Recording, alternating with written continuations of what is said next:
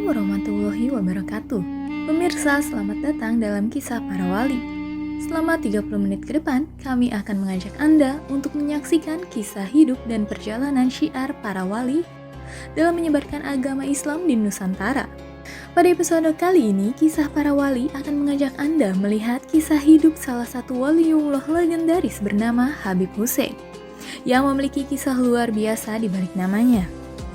Pemirsa, berikut kita saksikan bersama kisah para wali episode Masjid Luar Batang yang terlupakan.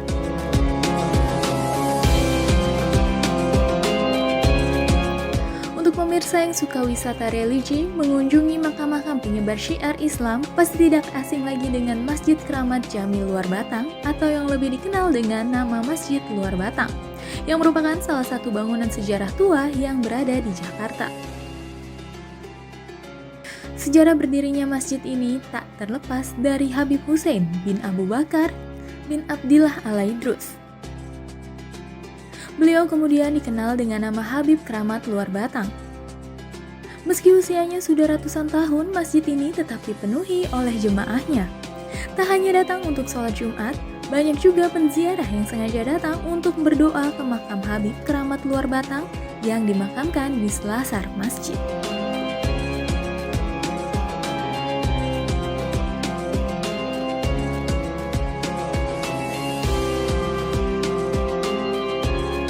Assalamualaikum warahmatullahi wabarakatuh. Pemirsa, saat ini saya sudah berada di Masjid Keramat Jami Luar Batang bersama dengan Sekretaris DKM Bapak Mansur Amin.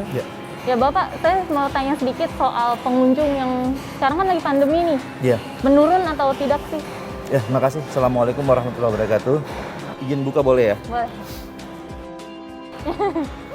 Alhamdulillah sih semenjak semenjak pandemi ini, awalnya memang itu luar biasa.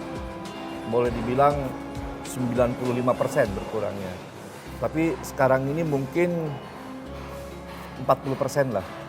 Kondisinya 40% dibanding sebelum pandemi. Gitu. Sebelum pandemi lebih ramai. Iya, per hari itu minimum bisa 1.000 orang. Biasanya dari mana aja mayoritas? Banyak sih ya, Kalimantan, Sumatera, Madura, Sulawesi, bahkan sampai dari luar negeri juga banyak. Nah, untuk bangunan Masjid Luar Batangnya sendiri ini udah berapa kali renovasi sih Pak? Kalau yang sekarang aja nih, itu mungkin 4 kali renovasi.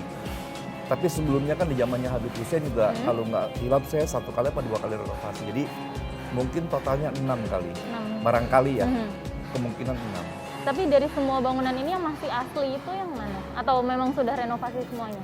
Yang asli cuma gerbang sama ada menara kecil. Itu pun juga nggak bisa dibilang asli ya, karena yang gerbang awalnya ini bukan yang ini.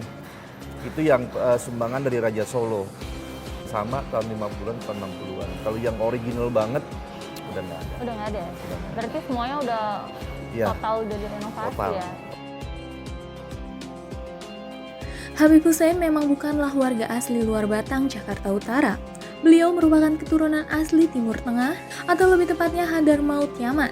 Kedatangannya ke Luar Batang memiliki tujuan untuk menyiarkan agama Islam pada sekitar tahun 1716 sampai 1756 Masehi. Setiap keturunan dari Hadramaut Yaman itu dan juga ada yang lain sebenarnya, itu punya silsilah yang jelas sekali. Di Rabithah itu lengkap itu, ya, siapa beliau, mengapa, bagaimana, lengkap sekali karena tercatat dengan baik.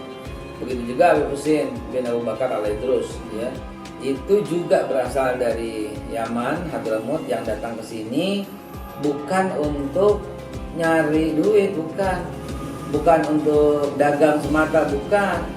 Tapi kita tahu pada waktu zaman itu Indonesia posisinya terjajah oleh, ya kita bilangnya dulu kan cuma ada 2 ya.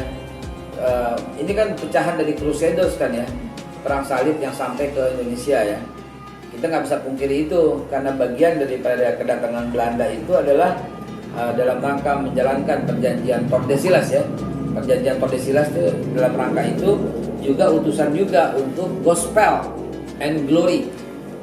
Ya, kita nggak bisa pungkiri itu gospel and glory. Jadi ada bagian dari itu. Dalam perjalanannya, Habib Hussein pernah menyelamatkan nyawa seorang keturunan Tionghoa dalam peristiwa pembantaian tahun 1740. Keberaniannya dalam memberi perlindungan membuat keturunan Tionghoa tersebut kemudian masuk Islam dan menjadi sahabat setia Habib Hussein dalam menyiarkan agama Islam di sekitar penjaringan. Hingga akhirnya keduanya dimakamkan berdampingan dalam satu ruangan yang sama. Kita tahu bahwa Belanda berapa kali Belanda membumi hanguskan keturunan Tionghoa. Betul? Di Jakarta itu di Gajah Mada digeledek sampai dikumpulin, dibunuh semua. Nah, kenapa? Karena persaingan dagang. Begitu ya. Jadi ini harus menjadi bahan pegangan kita semua, bahwa dari leluhur kita itu nggak ada yang namanya permusuhan etnis, itu nggak ada. Semua yang tertindas dijaga. Jangan lupa Nabi Muhammad SAW ketika masuk ke Mekah dan menjadi mayoritas, ya, Futuh Mekah kan menjadi mayoritas Islam kan. Apa kata Nabi Muhammad? Barang siapa mengganggu mereka sama dengan menggangguku. Dan mereka ini non Muslim, Yahudi, Nasrani, Majusi. Itu kata Nabi Muhammad. Barang siapa mengganggu mereka sama dengan menggangguku. Begitu perlindungan. Maka kalau sekarang kita mencontoh Nabi Muhammad melindungi yang minoritas, nggak ada salahnya, nggak ada salahnya. Begitu juga yang mulia Habib Hussein bin Abu Bakar Alaidrus, kisahnya kayak begitu.